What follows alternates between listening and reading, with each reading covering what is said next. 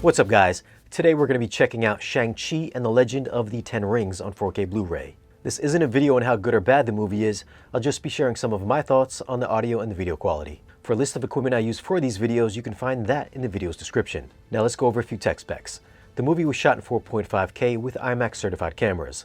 It's got what I think to be a 2K DI. It's rated PG-13. Runtime is 132 minutes and the aspect ratio is 239:1. So there are black letterbox bars with no IMAX shots. And the audio is in Dolby Atmos. And by the looks of it, it is infected by the dreaded ATMOS disease. What we're going to look at now is the Atmos viewer. If you don't know what that is, I'll drop a link for it in the video's description and in the upper right hand corner of this video. So during the fight in Chapter 2 when the Mandarin meets his future lady, in this scene, there's a whimsical battle between the two and it's got the sound of wind that swirls around the lower channels.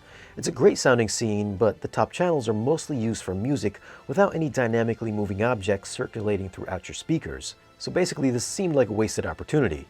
Another scene which would have been awesome in Atmos is the fight out on the scaffold in Chapter 6.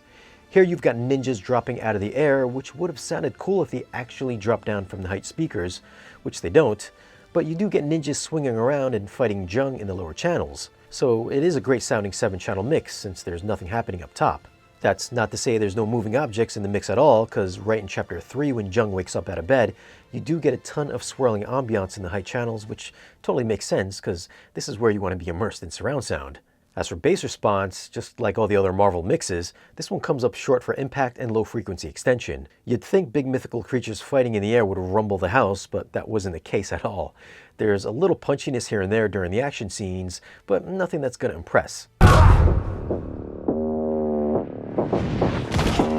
Now for dialogue, that was always fine and easy to understand, and as for overall volume level, I did have to raise it roughly 6 dB more than I do normally. If you're new to the channel and you're into new movies and audio and video gear and want to see more videos like this, be sure to tap the subscribe button for new weekly videos. Video-wise, this looks pretty much like the majority of Marvel movies out there.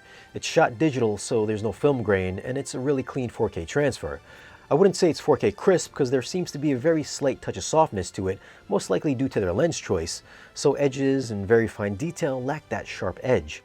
If you're watching on maybe a 75 and smaller inch display, then it'll look really sharp, but on a projection setup you'll notice the softer focus. That being said, there's still plenty of detail all around. Close-ups revealed pores and strands of hair, and there's some fine material textures on costumes.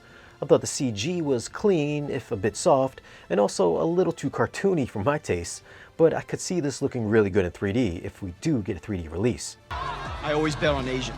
As for the HDR, it does make the colors pop with nice vivid richness, which is somewhat similar to what Aquaman looked like. Although, Aquaman was a brighter transfer from start to finish with better contrast and black levels. I thought the blacks were decent in this, but did lean a touch on the lighter side, especially in the darker scenes. And there are bright specular highlights that come in the form of interior neon lights and those 10 magical rings. Overall, I thought this was a very good looking transfer. It's got some great colors and vibrancy, and there's plenty of detail that'll look great in your 4K sets. I do, however, think it'll look better in 3D, so I'd have to give the video an 8.9. For audio, this ranks right up there with the other Marvel mixes. If it was a 7-channel mix, I'd probably put it in the 9s, but it is an Atmos mix with height channels that barely even turn on, and the bass was lackluster, so I'd have to go with a 7.8. I will be curious to see how the IMAX Enhanced mix stacks up on Disney+, if that ever comes out. Well, those are my thoughts on Shang-Chi on 4K Blu-ray. Have you seen it and what'd you think of the transfer? Leave a comment down below and let us know. Now, if you want to grab this movie, I'll leave a link for it down below in the video's description. As always, guys, thanks for watching. If you want, you can follow us on social media, and if you want to support the channel and get exclusive content and great discounts on audio and video gear, then stop by our Patreon page. Be sure to like, share, and subscribe, and we will see you again in the next video.